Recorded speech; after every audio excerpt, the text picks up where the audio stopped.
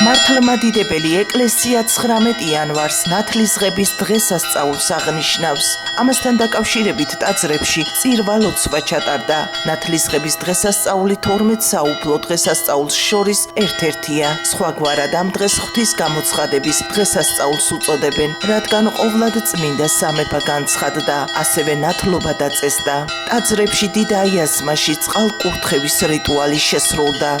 მოვიდა იესო ნაზარეთით გალილეასა და ნათლიღო იოანესაგან იორდანესა და მეხსეულად აღმოსვლასა მისა მიეწყლით იხილნაცანი განხმუნი და სული მღვთისა იყო ზეცით შენ ხარ ძეჩემი საყვარელი შენ სათნო გიყავ დიდება შენ და უფალო დიდება შენ და წმინდა წყალი ესე შენ უკვე კაც მოყარეო მეუფეო მოვედაცა დანერგვითა სულისა შენისა წმინდისა და გაწმინდა წყალი ესე შენ უკვე კაც მოყარეო მეუფეო მოვედაცა დანერგვითა სულისა შენისა წმინდისა და გაწმინდა წყალი ესე და მოეც ამას მადლი გამოსისა და კურთხევა იგი იორდანისა. წმინდა სახარების მიხედვით წმინდა იოანე ნათლისმცემლის მიერ იესო ქრისტეს ნათლობა მდინარე იორდანეში მოხდა.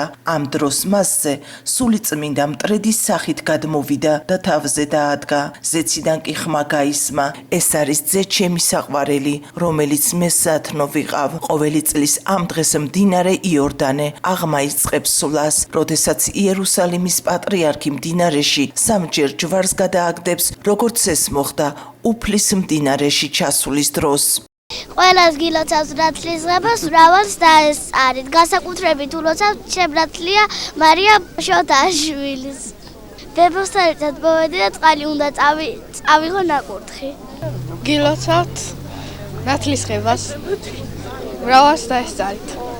მეტირება იცით, მე დიდი ხანია ამ დღესასწაულზე არ დავსწრები ვარ, ვესწრები ფლორენციის ტაძარში.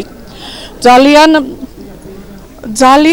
დიდი სიხარული მაქვს, ძალიან დიდი ამაღლებული გრძნობა მაქვს და ამ უდიდეს დღესასწაულზე რომ მე საქართველოში ვარ, მოგილოცავთ პირველ რიგში მოულოცავ მთელ ჩემს საქართველოს.